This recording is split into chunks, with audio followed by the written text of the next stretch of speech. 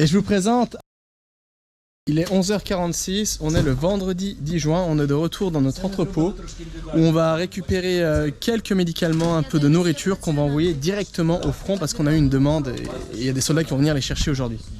Et qu'est-ce qu'on a? On a des vitamines, du poisson, des conserves. Alors on a eu un arrivage de volontaires d'Espagne qui ont amené énormément d'aide humanitaire, par exemple tout le lait leche qui se trouve ici, beaucoup de nourriture espagnole, de la nourriture pour bébé, du lait,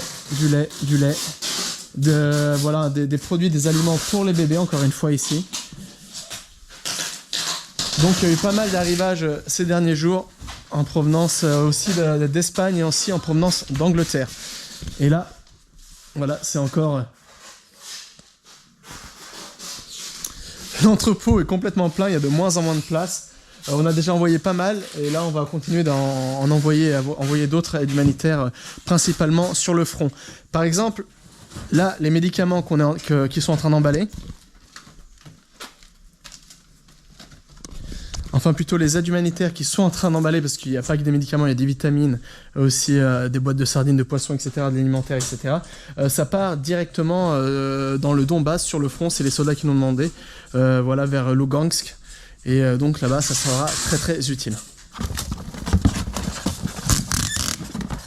Des boîtes de conserve de poissons. Là, on a des vitamines, des boîtes de conserve de viande. Avec un petit message pour les soldats.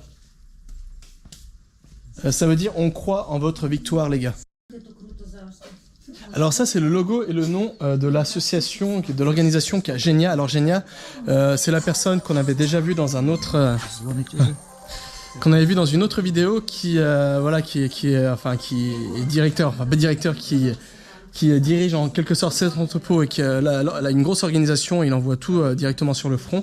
Alors pourquoi? C'est Piaté Peron. En français, on pourrait traduire ça par le 5e quai de la gare. Pourquoi? Parce qu'au début de la guerre, la plupart des gens qui partaient en urgence et qui se rendraient, fuyaient vers l'Europe, ils attendaient tous sur le quai de la gare numéro 5 à Lviv. Et c'est pourquoi c'est resté, ils ont repris ce nom, le 5e quai, Piaté Peron en ukrainien. Et je vous présente Anatoly. Каждый день популярно становлюсь. Anatoly qui est le gardien des lieux. Il est tout le temps là, il aide à décharger, charger aussi, il vérifie quand les gens viennent chercher des dons humanitaires, que les gens soient bien enregistrés, ils ont une lettre officielle pour que les dons ne soient pas volés tout simplement et qu'ils sachent exactement où partent tous les dons. Donc merci Anatoly, Diakou Anatoly. La voiture est pleine. Alors ici, tout ce qu'on a ici, ça va partir dans 3 destinations différentes. Tout ce qui est les produits pour bébé que je viens de montrer, et ça va partir directement à Kharkiv. Là, on est en contact avec un orphelinat à Kharkiv. Et donc ça, on va envoyer ça par la poste directement à Kharkiv.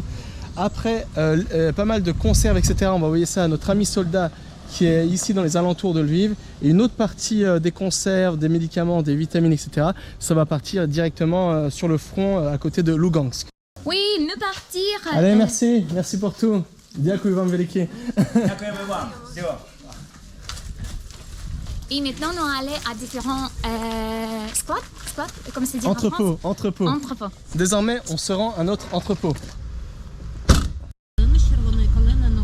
J'ai oublié de faire les présentations, mais avec nous, on a Macha qui s'est faufilée entre les cartons. La voiture est vraiment très pleine là.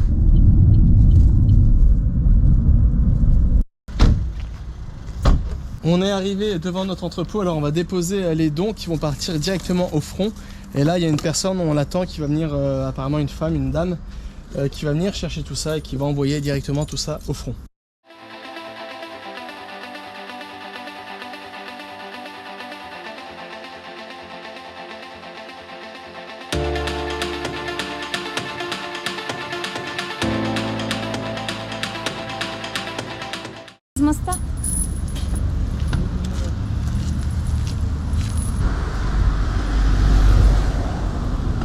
Та-дам!